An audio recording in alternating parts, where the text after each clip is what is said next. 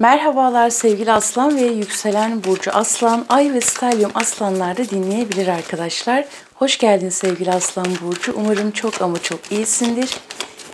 Değilsen bile en kısa sürede iyi olmanı diliyorum. Yani ne derdin ne sıkıntın varsa en kısa sürede geçmesini diliyorum sevgili Aslan burcu.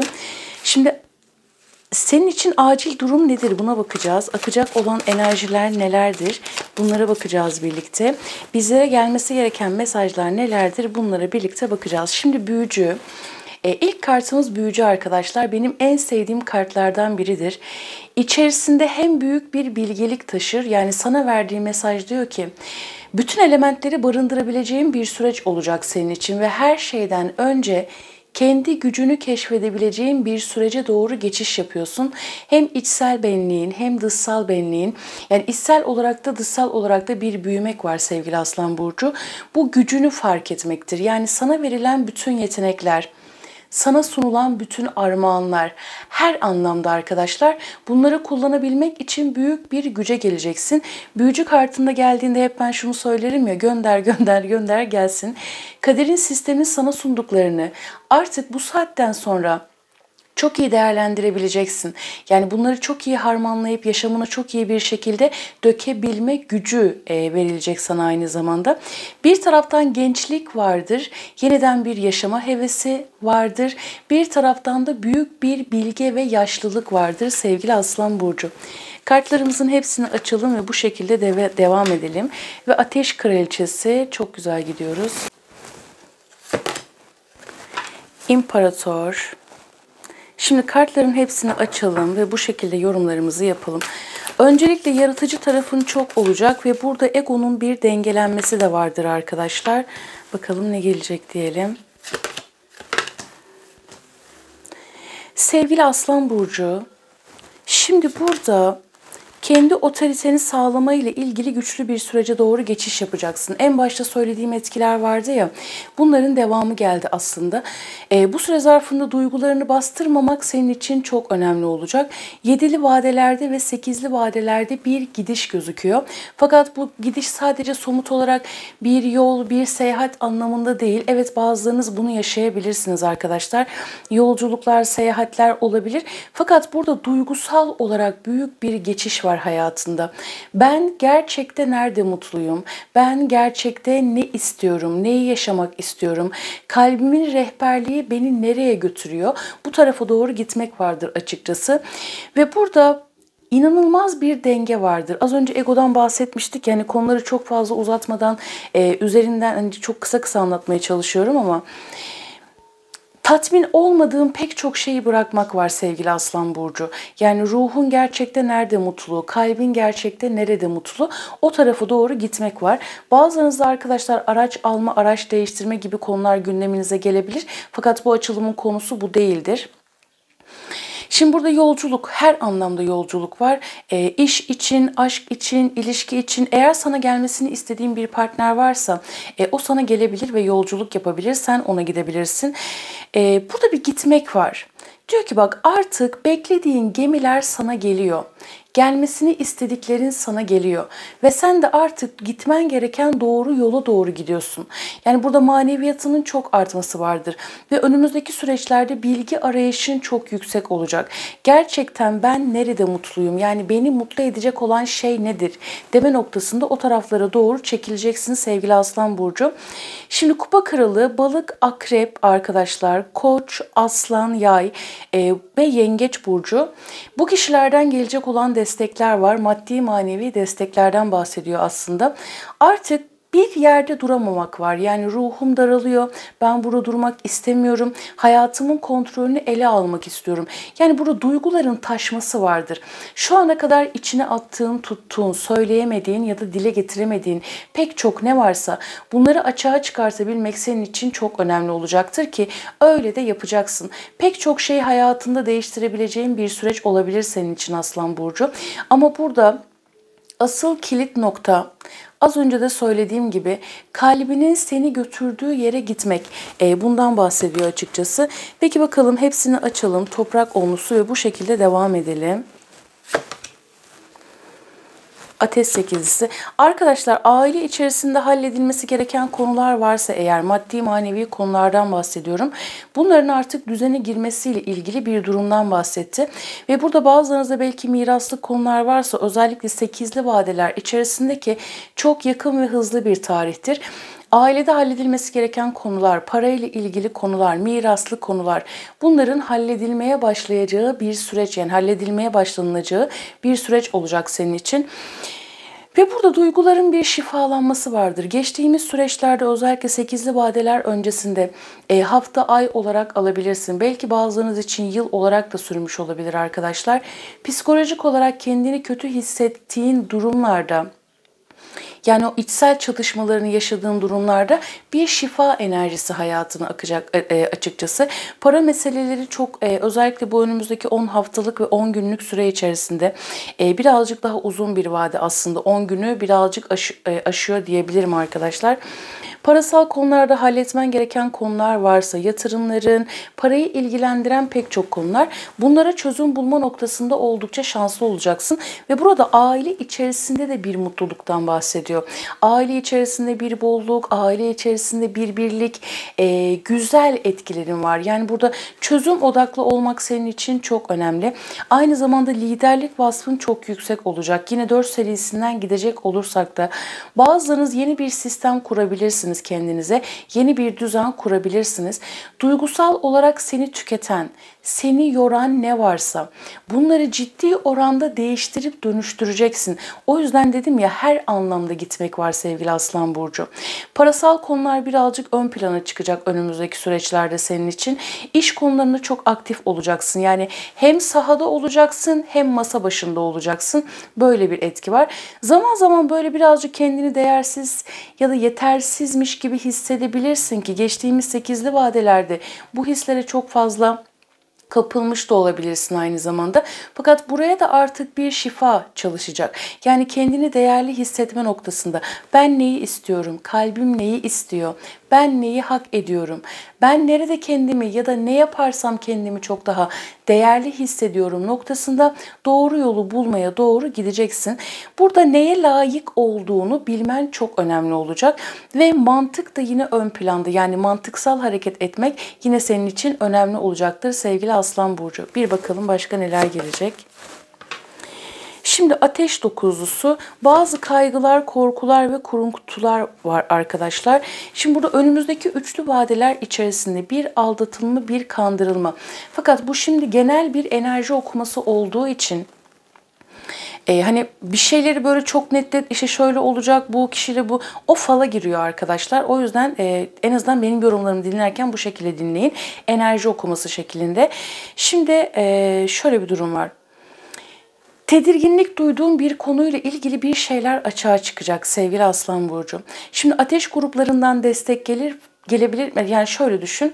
Hayatında koç vardır, dostundur. Koç vardır, düşmanındır gibi. Yani tek bir burçtan bir kişi yok arkadaşlar. Burada bazı fikir çatışmaları olabilir. Uyuşamadığın noktalar olabilir. Özellikle önümüzdeki 9 günlük süre içerisinde. 3 günlük süre içerisinde bunlara birazcık dikkat et.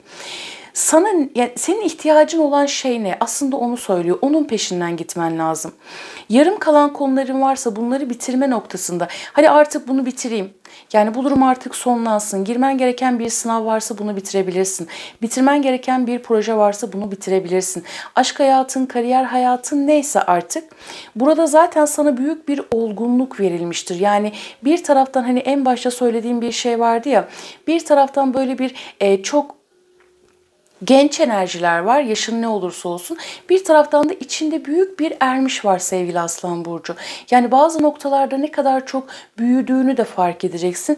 Ve diyor ki artık böyle hani seni sıkıştıran ya da bir türlü çözüme kavuşturamadığın konular neyse bunları çözüme kavuşturma noktasında çok şanslı olacaksın. Fakat bu önümüzdeki 9 gün ve 3 gün arkadaşlar.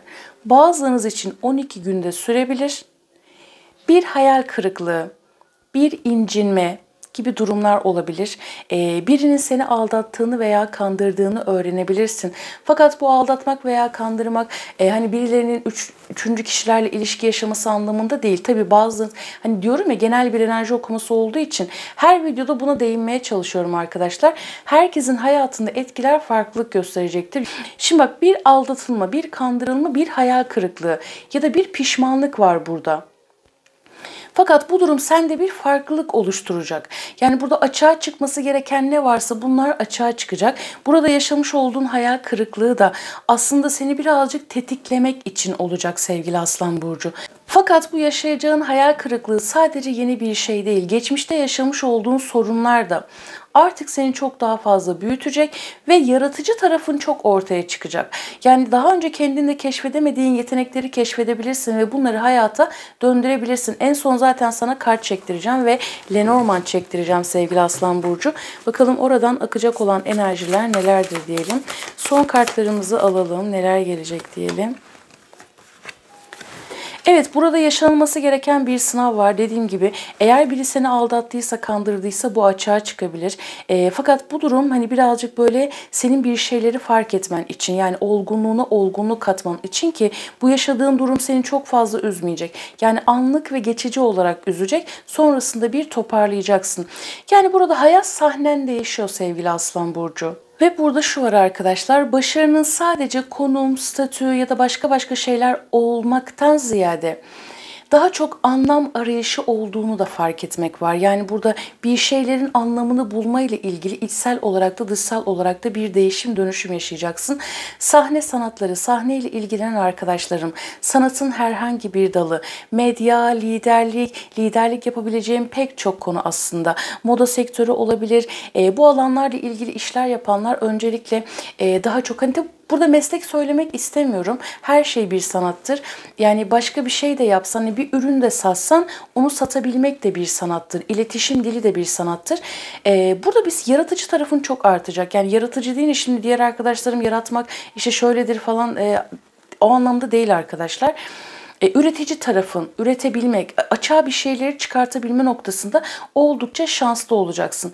Ve burada aşk hayatınla ilgili eğer özellikle çok fazla inişli çıkışlı bir ilişki yaşadıysan, gerçeklik başlıyor senin için sevgili Aslan Burcu. Yani hak edildiğin gibi sevilmek istiyorsun artık. Yarım ilişkiler, egosal tutumlar, bir var bir yoklar, bunlar senin için artık bitecek diyor. Ve burada sahnenin ortasında olman gerekirken hep sahnenin arkasında kalmış olabilirsin. İşte burada artık bir sahneye çıkmak var. Yani böyle seni boş laflarla değil, bak aşk hayatın içinde geçerli, kariyer hayatın içine geçerli. Sana boş laflarla ya da boş vaatlerle gelenlerle değil, gerçekten sevgisini gösterenlerle, sana gerçekten emek verenlerle yoluna devam edeceksin açıkçası. Ve burada gösterişten ya da popülerlikten ya da çok fazla maddecilikten uzaklaşmak vardır arkadaşlar ve her ikisini de dengeye getirmek vardır. Bedensel olarak ben çok yorgunum, fiziksel olarak çok yorgunum, enerjim tükeniyor diyebilirsin.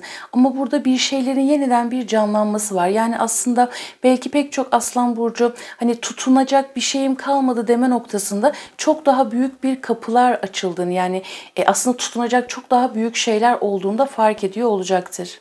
Ve yine bu süre zarfında geçmişten gelen konular, bugündeki konuların tüm bunları değerlendirebilmek için önemli bir süreç içerisinde olacaksın. Yani burada mantıklı hareket etmen çok önemli olacak. Yani buraya çok güzel bir şifa aktı diyebilirim açıkçası. Peki bakalım. Diğer kartlarımızdan alalım. En sonda sana Lenormand çektireceğim sevgili Aslan Burcu. Bakalım buradan gelecek olan mesajlar nelerdir diyelim. Aslan Burcu arkadaşım için gelecek olan mesajlar. Masumiyet, saf ve iyi niyetli yaklaşımlar. Bu niyette kalmak senin için çok önemlidir sevgili Aslan Burcu. Önemli olacak. Yani bu sana daha çok şans getirecek ve işlerini kolaylaştıracak. Ve çapa, derinlerde iz bırakmak, uzun süreli olaylar ve durumlar. İşte bu. Yani her iki tarafında dengelenmesi var arkadaşlar. Yani aslanlardaki geçiş çok güzel. Hem aşk hayatın olsun, kariyer hayatın olsun, genel hayatın olsun. Gerçekten seni bütünlüğe ulaştırabilecek bir tarafa doğru geçiş yapmak var. Ve bu başlatacağın etkilerde de ya da hayatına gelecek olan bu güzellikler de hayatına çapa atıyor olacak. Ve aslan geldi. Kendine güvenmek, güç ve cesaret, olayları yönetmek. Zaten bu enerjiyi burada görmüştük arkadaşlar. Yani hayatının kontrolünü eline alabileceğin, olayları çok daha güçlü bir şekilde yönetebileceğin bir sürece doğru geçiş yapıyorsun. Burada arkadaşlar bazılarınız bir şeyleri bitirebilirsiniz. Bir türlü hani tutunamadığım ilişkiler, durumlar varsa bunları şimdi sana kart çektireceğim.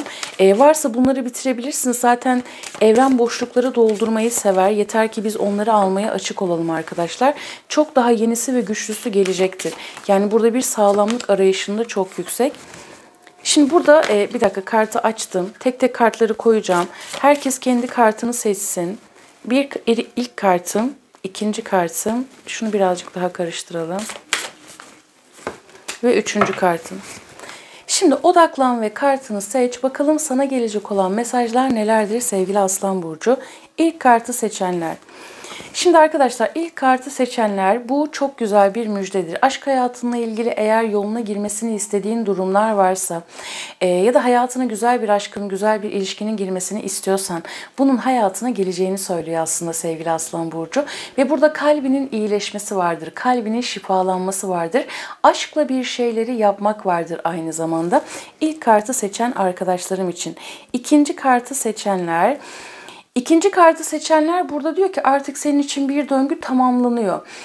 Yani özellikle geçtiğimiz 9'lu vadelerdir. 9 aydır, belki bazılarınız için 9 yıldır. Hani çok böyle uzun süredir süren, seni her anlamda yoran bir sürecin bitmesi vardır. Yani aslında der ki ikinci kartı seçenler için en ağır süreç senin için tamamlanıyor ve sen artık yeni bir enerjiye geçiyorsun. Yeni bir başlangıca geçiyorsun ve bu çok güzel bir şanstır arkadaşlar. Bir evlilik teklifi olabilir, çok güzel bir anlaşma, çok güzel bir sözleşme olabilir. Hayatında seni mutlu edebilecek ve yaşadığın sıkıntılara rağmen sana gelecek olan hani bir sınavı geçmek vardır ve ödülünü almak vardır açıkçası. Öyle özetleyelim. Şimdi üçüncü kartı seçenler için arkadaşlar aslanlarda hep böyle evlilikle ilgili, sözleşmeyle ilgili konular aktı. Şimdi burada bir yüzük, evlilik teklifi bekleyenler varsa evlenebilirsiniz, sözlenebilirsiniz, nişanlanabilirsiniz. Ya da kendini, özellikle üçüncü kartı seçenler, aslında üçünde benzer enerjiler aktı. Hediyeler, armağanlar almak vardır arkadaşlar. Yani 3 kart da çok güzel çıktı. Ya da kendini uzun ömürlü, aşık olabileceğin bir şeylere adamaktır. Yani bu enerji hayatına akacak. Tercih senindir. Bir de bireysel irade vardır arkadaşlar. Şimdi bir takıldım ben orada. Böyle bir şey. Yani bu çok güzel bir tekliften bahseder. Çok güzel bir anlaşmadan bahseder sevgili Aslan Burcu. Peki enerji okumam bu şekildeydi. Her şey güzel kalbine göre olsun. Zorun kolaylaşsın diyorum. Bu son seçtiğin Lenormand kartlarından hangisi senin kartındı ve sana ne anlattı? Bununla ilgili güzel bir olumlama yorum kısmına yazabilirsin. Kendine çok iyi bak. Zorun kolaylaşsın diyorum. Görüşmek üzere. Hoşça kal.